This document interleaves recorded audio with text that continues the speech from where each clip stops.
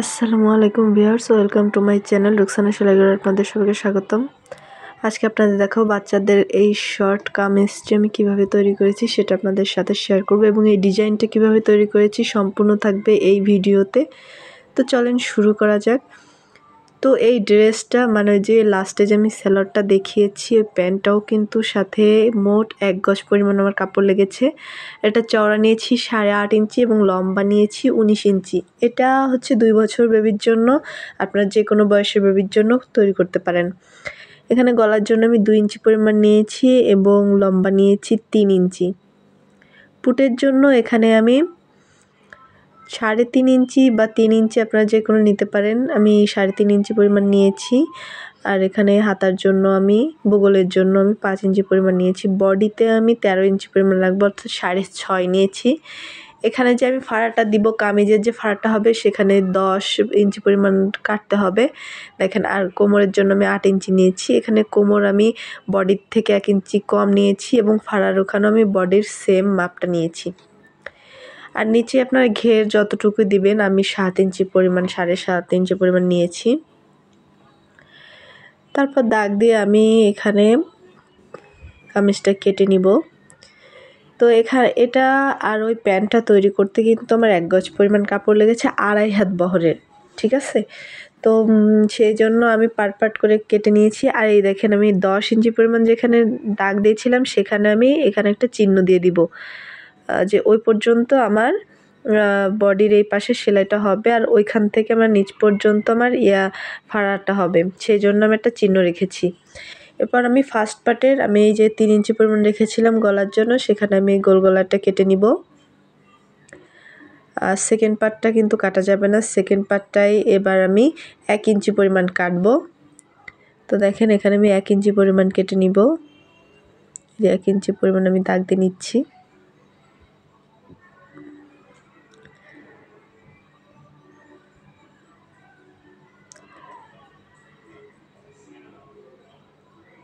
এরপর ফার্স্ট পার্টে আমার আর একটু কাজ আছে। দেখেন এখানে আমি যেহেতু কলার দিব তো আমার ফাড়াটা হবে, সেই জন্য ফাড়ার জন্য আমি 4.5 ইঞ্চি পরিমাণ দাগ দিয়ে আমি এখানে কেটে নিব। তো এইটুকু আমার ফাড়া হবে। আর এখানে হচ্ছে হাতাটা আমি কাটবো। তো হাতার জন্য আমি কাপড়টা দেখেন 4 ভাঁজ করে নিয়েছি এবং এর লম্বাটা আর চওড়াটা আমি দেখিয়ে দিচ্ছি। আমি লম্বা নিয়েছি হচ্ছে চওড়াটা নিয়েছি 8.5 ইঞ্চি আর লম্বার জন্য নিয়েছি আমি 4 ইঞ্চি পরিমাণ। তো চওড়াটা এত নেওয়ার কারণ আমার হাতায় কুচি হবে, সেজন্য আমি চওড়াটা এতটা নিয়েছি। তো আপনারা যে যেমন কুচি দিবেন আপনারা তেমন বেশি নিতে পারেন। তো আমি এখানে 8.5 ইঞ্চি পরিমাণ নিয়েছিলাম। তো আমি এখানে উপরে শুধু শেপটা দিয়ে এভাবে কেটে নিব। তো এখানে আপনারা বলতে পারেন যে আমি খণ্ড খণ্ড কেন নিয়েছি, কারণ আপনাদের কাটার সুবিধার্থে সেজন্য আমি খণ্ড খণ্ড করে আলাদা আগে খণ্ড খণ্ড করে নিয়ে তারপর আপনাদের দেখাই। তো সেই জন্য আমি খণ্ড খণ্ড করে নিয়েছি। এরপর আমি বাকিগুলো করব। এখানে এই যে ছোটটা দেখছেন এটা আমি 2 ভাঁজ করে 1 ইঞ্চি পরিমাণ নিয়েছি। আর এই লম্বায় যে বক্রম আর এই বক্রমের পট্টিটা নিয়েছি এই যে 16 ইঞ্চি পরিমাণ। এই বক্রমের পট্টি আমার পুরো জামার সামনে একটা হবে, বর্ডার হবে। এরপর আমি সেলাইতে চলে আসব। তো এখানে আমি একটু ডিজাইন করার জন্য এই যে তেরসাভাবে ভাঁজ করে দাগ দিয়ে নিব হাতের সাহায্যে। দেখেন তো এভাবে এই যে দাগটা নিয়ে নিয়েছি। এই দেখুন আমার ডিজাইনটা ঠিক এমন হয়েছে, এরকম বাঁকা করে। তো আপনাদের সুবিধার্থে এখানে আমি মার্ক করে দেখিয়ে দিচ্ছি। তো এই যে 2 পাশে তো এই 2 পাশে আমি এখন লেস বসাবো। আর এখানে যে বর্ডারটা মাঝখানে যে লম্বা বর্ডারটা দিব সেজন্য আমি এখানে মার্ক করে নিয়েছি আগের থেকেই। এই যে দেখেন এই যে যেখানে আমি ভাঁজ করে নিয়েছিলাম সেখানে এখন এই যে 2 পাশে এভাবে লেস লাগাইতে হবে, যে লেস সেলাই করে নিয়ে আসতে হবে। তো দেখেন আমি অফলাইনে করে নিয়ে এসেছি সেলাই। এরপর লেসটা এভাবে উল্টিয়ে তার উপর আমার চাপ সেলাই দিতে হবে। তো মূলত এভাবেই লেসটা বসাতে হবে। আর এখানে দেখেন এই যে উঠে আছে, সেই জন্য এর উপর দিয়ে আমি একটা চাপ সেলাই দিয়ে নিয়ে আসবো। তো দেখেন অফলাইনে আমি একটা চাপ সেলাই দিয়ে নিয়ে এসেছি যাতে উঠে না যায়। এরপর আমি মাঝখানে যে ফাড়াটা দিয়েছি এই ফাড়ার এই যে এক পাশে পটি কেটেছিলাম সেই পটিটা লাগাবো। দেখেন এবার সিধা পাশ রেখে পটিটা বসিয়ে এভাবে আমি সেলাই করে দিব। তো আশা করি দেখে বুঝতে পারছেন যে আমি কিভাবে করছি। এই যে মাপ অনুযায়ী রেখে বাকিটুক কাপড় আমি কেটে নিব। তো এভাবে হাতের সাহায্যে আমি করে দিব। এবার মাঝখানে যে আমি বর্ডারটা দিব এই যে বক্রমের বর্ডারটা সেটা আমি দেখেন এভাবে দিব। তো সেটা কিভাবে সেলাই করেছি আপনাদের দেখিয়ে দিচ্ছি। জামাটা কিন্তু সোজা পাশে রাখতে হবে আর এই যে বক্রমের যে পট্টিটা আছে এটা পেছন থেকে এভাবে ধরে ফাড়া পর্যন্ত একটু সেলাই করে নিতে হবে। তো দেখেন আমি সেলাই করে নিচ্ছি। তো এভাবে ধরে এই ফাড়া পর্যন্ত সেলাই করে নিব। এরপর এটাকে সোজা পাশ নিয়ে আসবো। নিয়ে আসার পর এরপর যে আমার যে বোতামের ঘাটটা করেছিলাম মানে পটিটা বসেছিলাম এর সমান সমান এভাবে ভাঁজ করে এই যে দেখেন আপনাদের দেখিয়ে দিচ্ছি এভাবে ভাঁজ করে নিতে হবে। তো যে পর্যন্ত নিচের পটিটা থাকবে সে পর্যন্তই উপরের পটিটা ভাঁজ করতে হবে। ভাঁজ করে তার বরাবর এই বক্রমটা ঢুকিয়ে দিতে হবে। তো আপনারা দেখে বুঝতে পারবেন। দেখেন ঠিক বক্রমটা ভাঁজ বরাবর বসিয়ে এভাবে এই কর্নারে এই খোলা পাশে এভাবে বক্রমের ভিতর দিয়ে তারপর দেখেন একদম সোজা সেলাই করতে হবে। তো আশা করি দেখেই বুঝতে পারছেন। আর এই যে এই পাশ যে বন্ধ পাশ রয়েছে এই পাশে আমি এই লেসটা এখন ঢুকিয়ে তারপর সেলাই করে দিব। তো এই যে দেখেন লেসটা ভিতরে ঢুকিয়ে দিয়ে তারপর জাস্ট সেলাই করে দেব। তো এইখানে একটা কথা আছে যে এই যে ফাড়াটা দেখছেন এই ফাড়াটা এইভাবে এখানে এসে এই ভিতর দিয়ে এই সেলাইয়ের সুইর পাশে উপর দিয়ে সরিয়ে তারপর কিন্তু সেলাই দিতে হবে, নাহলে কিন্তু নিচেরটার সাথে লেগে যাবে। তো যেহেতু আমার ওখানে ফাড়া থাকবে তো সেই জন্য আমি এভাবে করেছি। তা আশা করি দেখে বুঝতে পারছেন যে আমি কিভাবে করেছি। তো আপনারা ঠিক এভাবে করবেন। এই যে দেখেন ঠিক এভাবে হবে।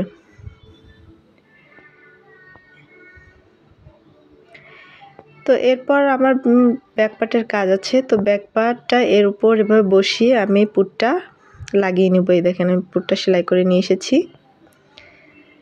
তো ঠিক জামাটা আমার এমন হয়েছে। এরপর আমি এখানে যে ইয়েটা দেব কলারটা দিব তার মাপ ঠিক এভাবে নিতে হবে।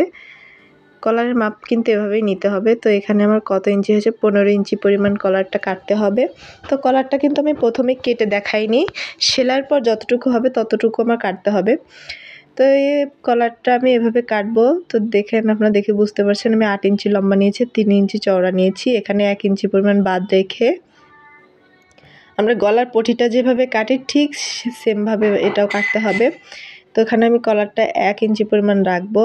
তারপর এখানে আমি 1 ইঞ্চি পরিমাণ এই দেখেন মার্ক করে নিচ্ছি এবং সব পাশে এভাবে গলার পটির মতন 1 ইঞ্চি পরিমাণ আমি এখানে কেটে নিব। আর ঠিক এই কর্নার দিকে এসে এভাবে করে কেচি দিয়ে কেটে নিতে হবে ত্রিকোণাকারে। তো আশা করি দেখেই বুঝতে পারছেন কলারটা আমি কিভাবে কেটেছি। এই যে দেখেন কলারটা ঠিক কেমন হয়েছে আপনাদের দেখাচ্ছি। এটাকে আমরা পাঞ্জাবি কলার বলে থাকি, মানে ছেলেদের পাঞ্জাবিতে যে কলারটা থাকে এটা হচ্ছে সেটা। তো এরপর আমি মাপ দিয়ে নিব যে আমার 15 ইঞ্চি পরিমাণ কতটুকু আছে। তো এটা আমি ডবল পার্ট আছে আমার 9 দুগুণে 18 ইঞ্চি পরিমাণ আছে। এখানে আমি 7.5 ইঞ্চি পরিমাণ রেখে বাকিটুকু কেটে দিব। তো 7.5 ইঞ্চি নেওয়ার কারণ এখানে আমার ডবল আছে। তো 7.5 ইঞ্চি আমার ডবল হবে 15 ইঞ্চি। তো এই চোক্কা পাশগুলো আমি এভাবে একটু গোল করে দিব যাতে একটু দেখতে ভালো দেখা যায়। তো এই যে আমার কমপ্লিট কলার কাটা। এরপর আমি অফলাইনে দেখেন কলার অনুযায়ী আমি এই যে পটিটাও কেটে নিয়ে এসেছি। এই যে দেখেন এরপর আমি সেলাই দিব। তো কলারটা এভাবে রেখে আমি একটা পটির সাথে এভাবে মেরে দিব। এই যে দেখেন কর্নার দিয়ে আমি একটু সেলাই করে নিয়ে এসেছি। সেলাই করার কারণ হচ্ছে এটা বসে থাকে আর এই ভিতরে আমি এই লেসটা লাগাবো উল্টা পাশে। তো যেহেতু উল্টা পাশে আমার কলারের একদম কর্নার দিয়ে লেসটা লাগাতে হবে সেই জন্য আমি সেলাইটা আগে দিয়ে নিয়ে এসেছি। এই যে দেখেন লেসটা লাগিয়ে নিয়ে এসেছি। এরপর বাকি পটিটা এরপর রেখে আমি অপর সাইড দিয়ে এই যে সেলাই বরাবর আমি আবার সেলাই করে নেব। তারপর এই যে পাশের ইয়াগুলো কাপড়গুলো একটু এভাবে একটু কেটে কেটে দিব যাতে ঘুচিয়ে না থাকে ভিতরে। এরপর আমি উল্টিয়ে নিব। এভাবে উল্টে নেওয়ার পর তারপর দেখবেন যে এটা একটু কেমন কুচকায় আছে, তো এটা কুচকানোটা দূর করার জন্য আপনারা ভালোভাবে হাতের সাহায্য করে নিতে পারেন, কিন্তু আমি দেখেন আয়রনের সাহায্যে একটু ডলে নিয়ে এসেছি যাতে এটা সমান হয়ে যায়, তো এটা ফিনিশিংটা আসে। এরপর আমি বক্রম ততটুকু পরিমাণ আমি এই যে কাপড়টা ভাঁজ করে নেব, নিয়ে দেখেন এভাবে ভিতরে ঢুকিয়ে একদম বক্রম সমান ভাঁজ করে দিয়ে এর ভিতরে এই জামার গলার এক পাশ এভাবে ঢুকিয়ে সেলাই দিতে হবে পুরো ওড়িয়ানটা। আপনারা দেখে বুঝতে পারছেন, এই যে দেখেন এই যে বক্রমের ভিতর এভাবে গলার এই চারপাশটা এভাবে অল্প অল্প করে ঢুকিয়ে তারপর সেলাই দিতে হবে। তো এই যে এভাবে সেলাই দিতে হবে, এই যে দেখেন এর ভিতর এই গলাটা এভাবে ঢুকিয়ে এভাবে করে আস্তে আস্তে সেলাই দিতে হবে। তো এভাবে করে সেলাই দিতে হবে। তো আমি এটা অফলাইনে করে নিয়ে এসেছি, এই দেখুন আমার জামাটা ঠিক এমন হয়েছে। এরপর আমরা চলে যাব হাতার কাজে। তো হাতারটাও আমি বক্রম না লেস লাগাবো। তো লেসটা দেখেন এভাবে বসিয়ে ঠিক এভাবে সেলাই দিতে হবে। এরপর লেসটা আমি উল্টিয়ে এর উপর চাপ সেলাই দেব। মূলত এভাবেই লেসটা লাগাইতে হয়। তো যাই হোক, এভাবে আমি দুটো হাতাটাই করে নিয়ে এসেছি। এরপর উপরে আমার এভাবে কুচি হবে। তো এটাও দেখেন আমি অফলাইনে করে নিয়ে এসেছি। এই হাতাটা এবার আমি জামার সাথে লাগাবো। তো এইভাবে বসিয়ে এখানে এইভাবে লাগাতে হবে। এরপর বডি কোমরের মাপ নিয়ে এভাবে দাগ দিয়ে আমি এটা এখন পাশে সেলাই করে দিব। তো এভাবে ধরে আমি দুই পাশে সেলাই করে দিব। ঠিক ওই যে চিহ্নটা ফাড়ার জন্য চিহ্ন রেখেছিলাম ওই চিহ্ন পর্যন্ত আমার সেলাইটা দিতে হবে। তো এই যে দেখেন এই যে চিহ্ন, এই চিহ্নটাই পর্যন্ত সেলাই দিয়ে সেলাইটা করে নিতে হবে।